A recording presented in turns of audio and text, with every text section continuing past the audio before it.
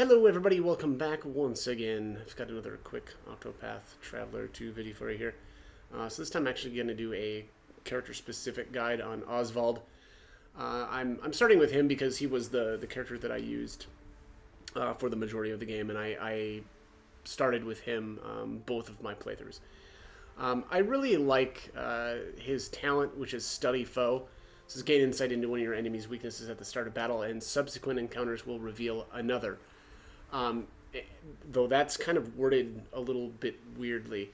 The first time you encounter an enemy, you will reveal one weakness, but if you encounter them again, it actually will reveal two weaknesses the second time.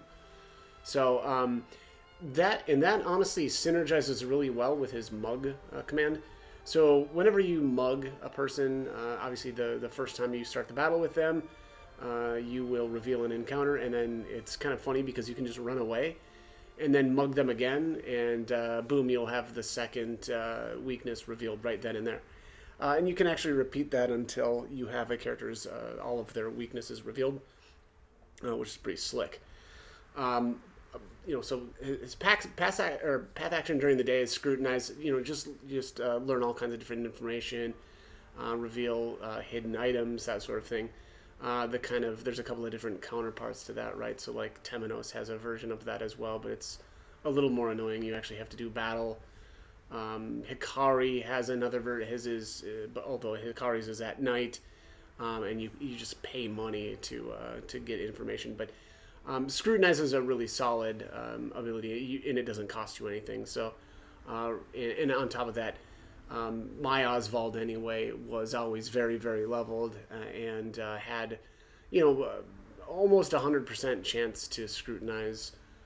I mean, probably like 90% of the time, and so really, just a solid path action.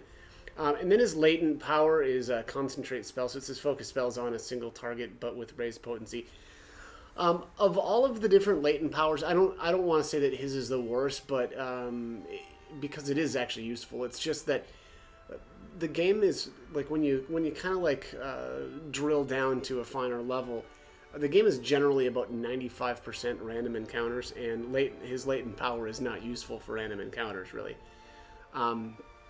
It basically turns his his basic skills, so like his fire, his ice, and his lightning, and it turns them into a more potent but single target.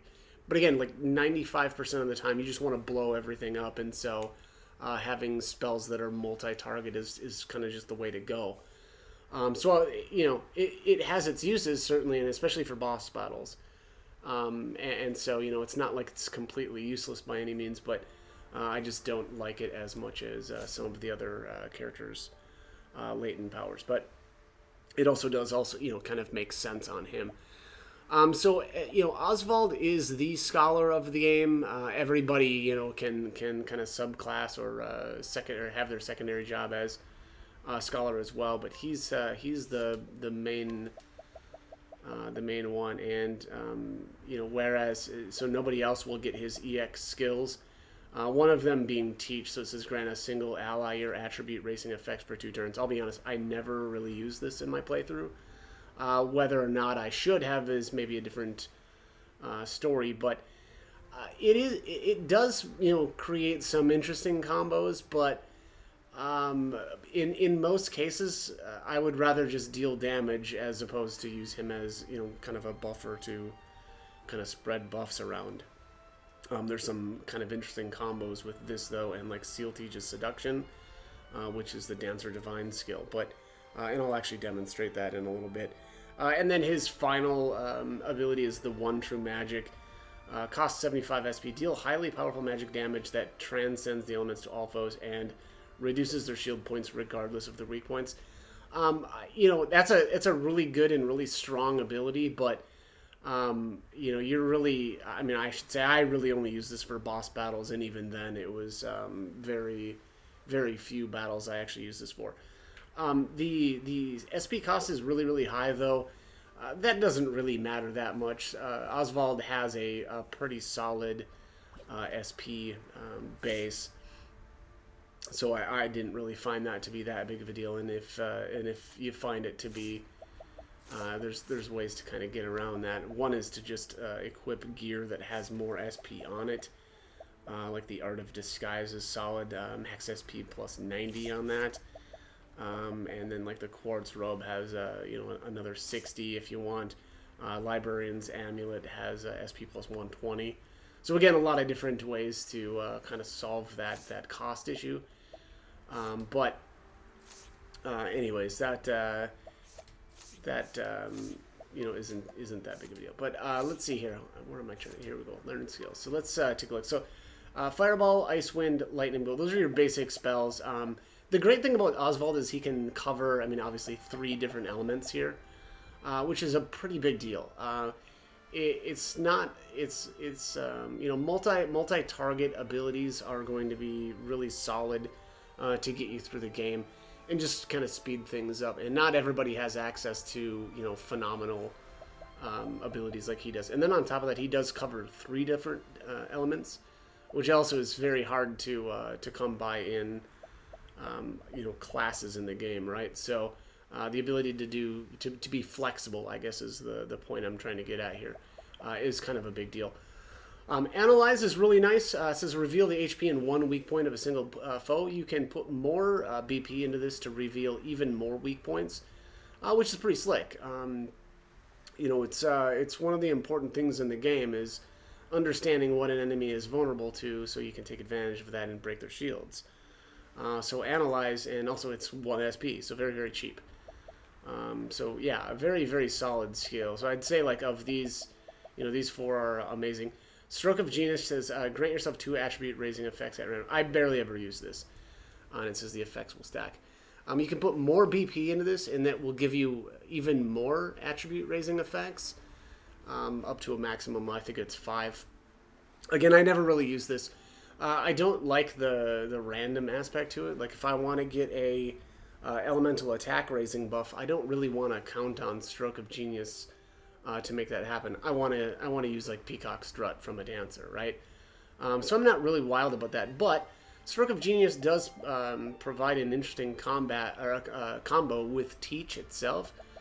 So you can buff yourself with a bunch of different attribute raising effects, and then you can use Teach to pass them on to your other allies. Now, Teach by itself says grant a single ally your attribute raising effects for 2 turns. It actually extends the duration, but the one kind of cool thing about this, though, as well, is that if you use Seal Teach's Seduction from the Dancer class, Teach will affect all of your allies. So that's at least kind of a cool effect, but I just don't know. I like I said, I think most of the times I would rather, if I want to get a Peacock Strut on somebody, it's most likely going to be Osvald, and I don't really want to.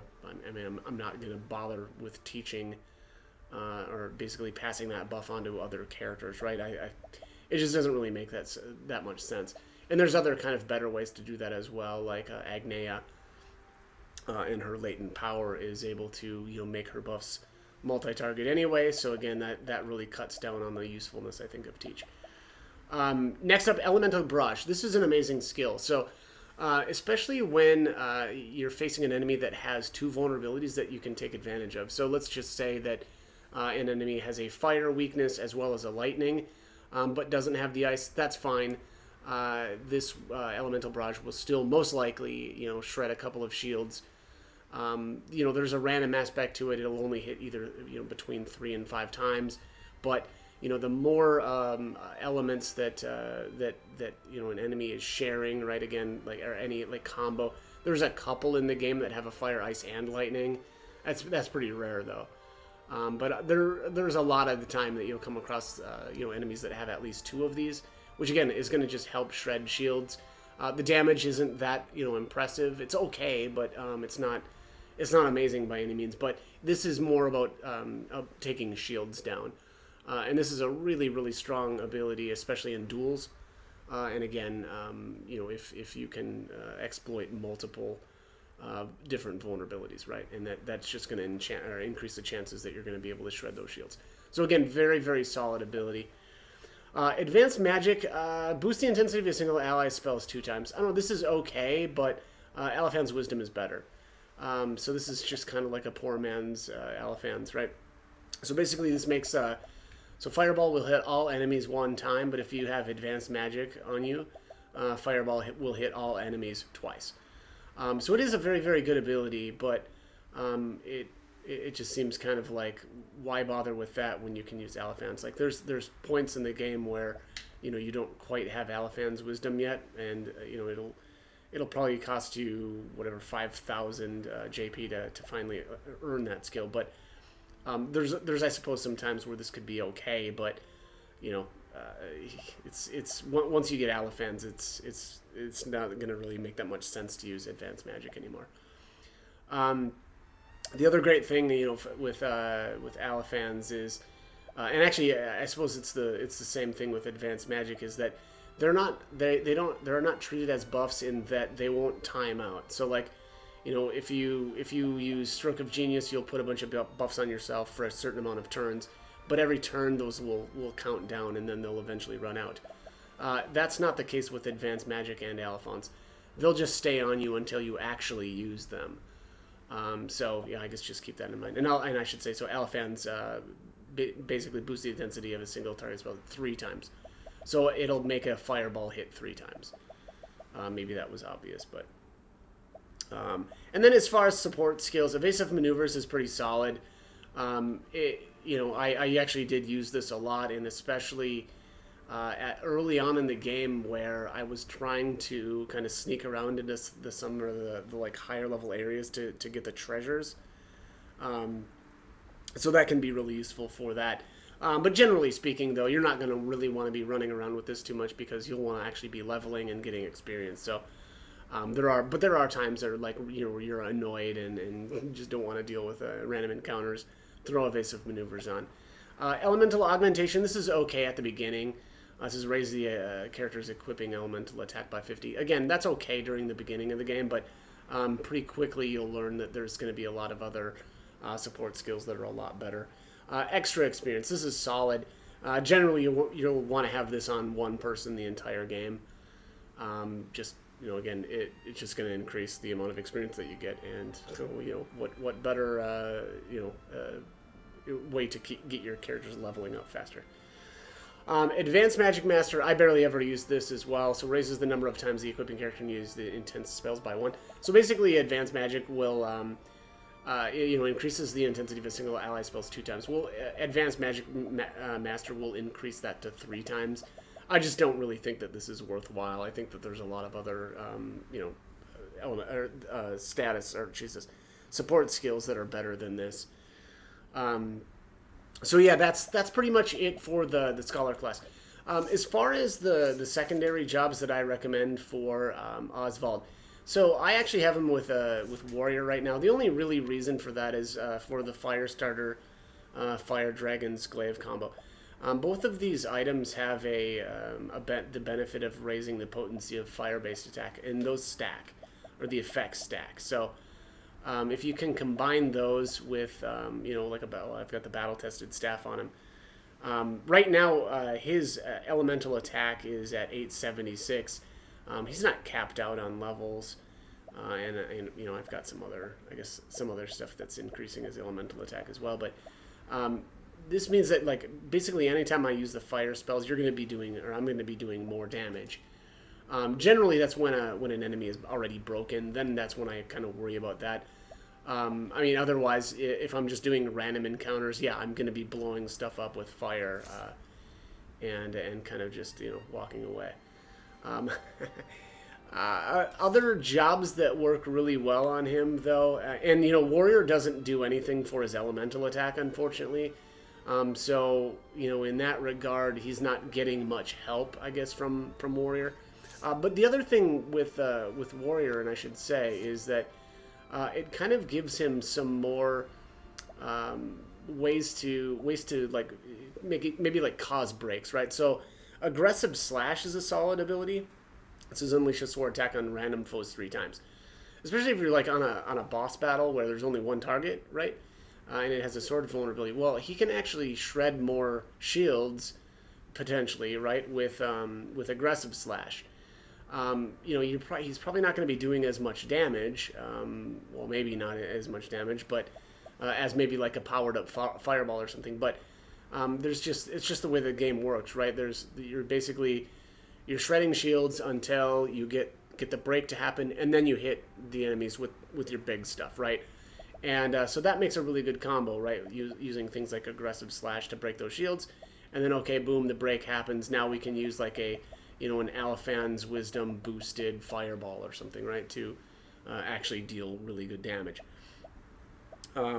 So yeah, so that's kind of one of the other great things about using Warrior. Most of these other skills aren't going to be all that useful for Osvald specifically as a warrior, but it's more, in my opinion, for the added damage from those weapons. Another really solid combo actually is oddly the Arms Master on Osvald, and kind of for the same reasons. So a lot of you can equip a lot of like elemental boosting stuff. Battle Tested Axe has a raising potency of lightning and ice based attacks. There is where is that bow? There is an Absolute Zero bow, which raises the potency of ice based attacks. And then there's actually another dagger as well. So like this dagger here raises the potency of fire and wind based attacks. So that's three different weapons that are raising fire damage. I've got the axe that is boosting ice and lightning, and then the other one ice. So again, that's two different ice effects here. There's actually also a couple of staffs that are pretty nasty as well. So like the Bellowing Baton raises the potency of lightning based attacks. So there you have it. So that's two different lightning boosting, two different ice boosting, and then three different fire boosting. There's a lot of other weapons as well that you can kind of play around with this stuff as well, right? But that's a pretty solid setup. Not only that, but then he also has access to Sixfold Strike as Scholar. Now, again, it's a little bit of a waste on Osvald, especially if you're not using things like the Lionheart's Axe, right? Because this thing is brutal. It's a 2 attacks, and it's just really, really strong. But again, it just opens up some ways for Osvald to become a really good shield breaking character, especially if they have multiple weapon vulnerabilities. Also, things like Mischievous Step. If it has a dagger weakness and you have the right dagger equipped, I guess it has to be the Dancer's Blade. This can hit 3 times, right? So that's boom, 3 shields right there. So a lot of different combos. Probably my favorite though on him is the where is it? The Apothecary. Apothecary is just solid, especially for doing duels, or when you're trying to mug, I guess. Apothecary has that healing touch skill, which is fantastic. It's extremely cheap, only 6 SP. Osvald is going to be able to heal a ton with this because, as far as I know, this scales off of your elemental attack.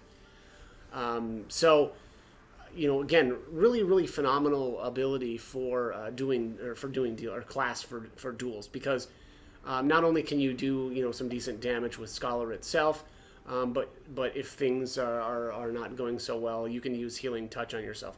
Another really cool combo is the weak to poison ability with the Poison Axe.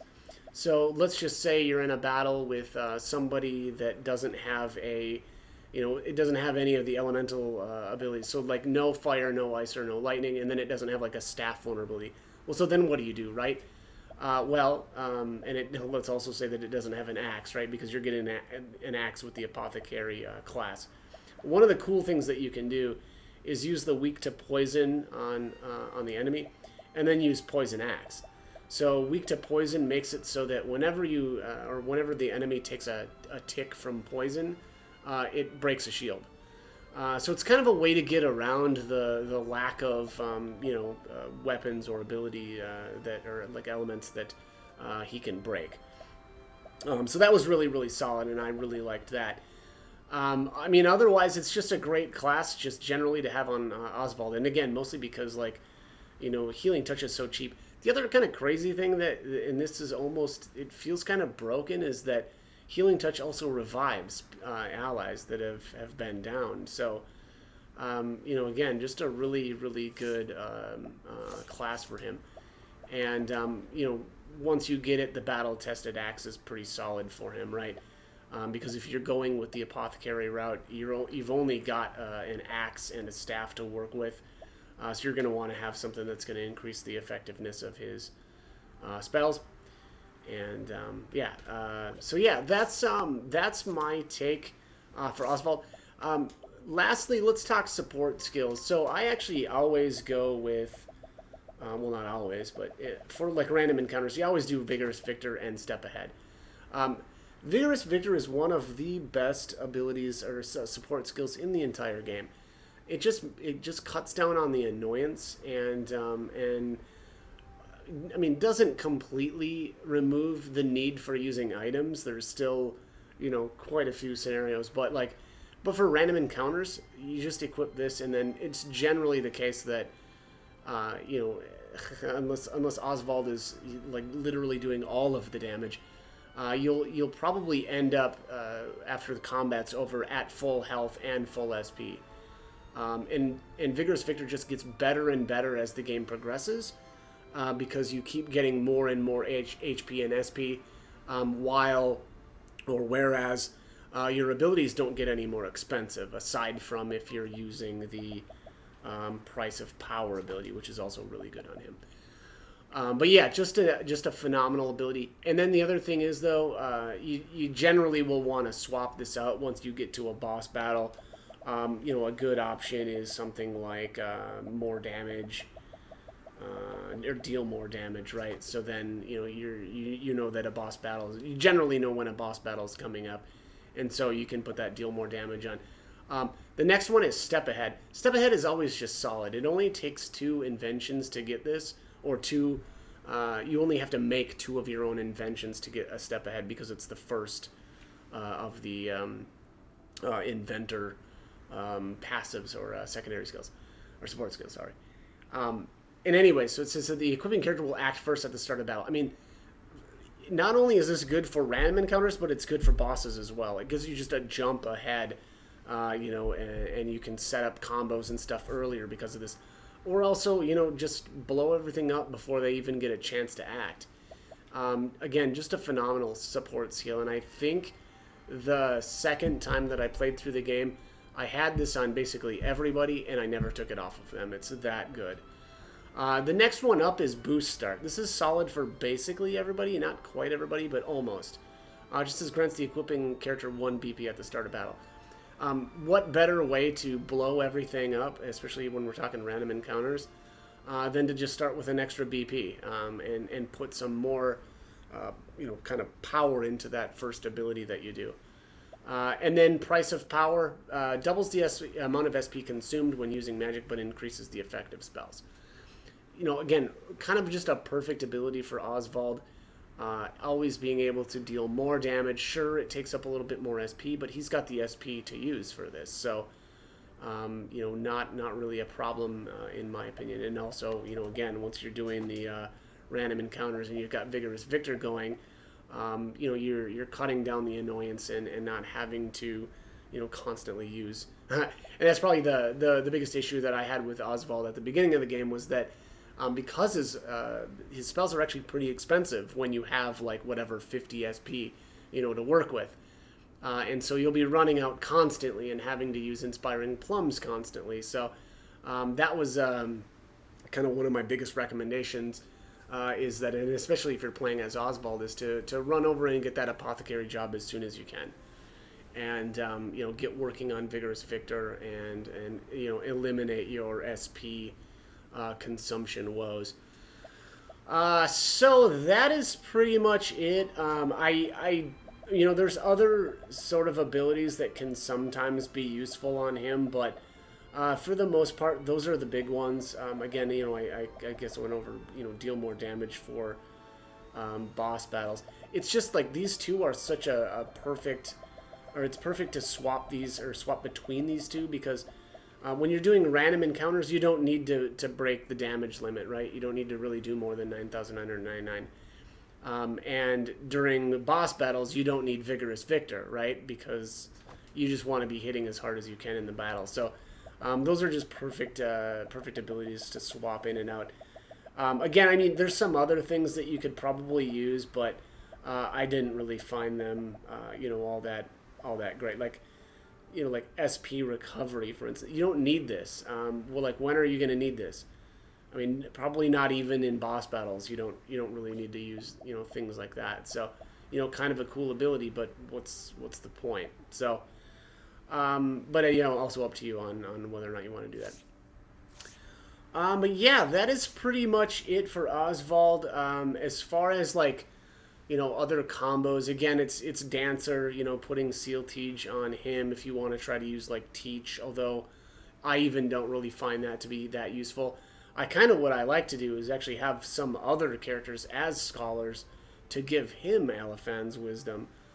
And so that he can just keep blasting, right? Like I want that guy blasting every turn. Magic is very strong in this game, and Osvald, especially if you, as long as you haven't been neglecting him, is just going to be pumping out really respectable damage. So, last thing actually that I should touch on before I end this one is actually his accessories. The Stone of Truth is just solid on him. I mean, the Stone of Truth is good on anybody that's going to be casting a lot, but it almost feels like the best on him. The good thing about this too is that then you don't really need to worry about like what is it, advanced magic or Aliphan's. I mean, it's still not good or it's not as good as Aliphan's, right? But it's basically having an advanced magic up at all times, and you don't have to buff him. You don't have to keep it on him. You just boom, you hit it, and then that's, or you as long as you've got this equipped, boom, you're good to go, and basically it'll turn all of your spells into double casts, and so that's also great for, especially for random encounters. I mean, sure, good for boss battles as well, right? Because then you don't have to worry about that buff. And there's definitely something to be said for taking maybe a little bit less, I guess maybe damage from like, if you're using Aliphan's on him, sure, you'll hit 3 times instead of the 2, but, that's going to take either somebody's turn, right, and it's going to take up all of their BP to do it, whereas you can just use Stone of Truth or have the Stone of Truth equipped and be doing, basically double, well, I guess kind of right, like double damage. The other great thing about that is, then it's you're shredding 2 shields as long as you're taking advantage of a weak point as well. So a phenomenal accessory, probably the best one for him. Librarian's Amulet is pretty solid for him as well, but that's not doing anything for you for power. It's just giving you more SP, which he generally doesn't have issues with SP for anyway, but potentially good for duels as well, though, because it's giving you so much elemental defense if you're going up against something that's going to be casting a lot, although his elemental defense is already really solid the way it is. So you're looking at probably some other things. To be honest, most of the way through the game, I had something like the Experience Augmenter on him because he's just pretty solid already, and so he doesn't really need that much help with extra damage. But there are some other really good accessories for him. Eye of Calamity is kind of interesting because it gives him an extra 120 elemental attack and physical attack. The physical attack isn't that important unless you're doing something like the warrior setup, right, and you actually want to use like Brand's Blade or something crazy like that. But you don't really want to be splitting his damage in multiple ways like that, right? You really want to be focusing on one thing. But as long as you're not kind of trying to blast on the first couple of turns, right? Like maybe you want to buff up or something, right? Like cast Aliphan's Wisdom or something to get your combo set up. Then this is fine. Because you're unfortunately going to have that physical and elemental attack debuff. It's actually it's actually considered a buff, or it's a buff that goes on you. It's not like it just lowers your stats or something. It's actually those buffs. You can overwrite those debuffs by actually buffing yourself up, but that's a little wasteful as well. So this is also kind of decent for duels, I found, right? And again, for the same reason, like the first couple of turns, oftentimes you're just buffing yourself, or maybe trying to debuff the enemy, and so Eye of Calamity is pretty solid for that. Otherwise, we're looking for things like Lila's amulet, 100 elemental attack and 100 evasion. You know, synergizes pretty well with him. There'll be a point though where he'll have so much elemental attack that things like that aren't going to be that useful. He's still not quite at that point for me. I haven't used really. I don't want to say I haven't used any of the elemental attack, like the nuts that permanently increase his stats, but I did use just like maybe 2 of the weakest ones early on in the game, and then I hadn't touched them since. But that's a pretty good option as well, though, is to use those nuts, and then you can swap out some of his gear for better things like Art of Disguise to get him more SP, that sort of thing. What else? Yeah, there just isn't much else, I think, to really talk about here. As far as his accessories, I just think that he's such a solid character already that you can kind of do whatever you want here. I suppose even like an empowering necklace on him wouldn't be so bad, but he also doesn't really need this. At least I thought so anyway. I mean, the reality is though, even the first and the second time I played through the game, my characters were very, very like over leveled for most of the boss battles that I did. And so I just didn't need any sort of extra, padding as far as HP goes. There's also a lot of ways that you can just straight up prevent damage by like, side steps and that sort of thing. So, but anyways, that is going to be it for this one. As always, I hope the guide was helpful, and thank you for watching.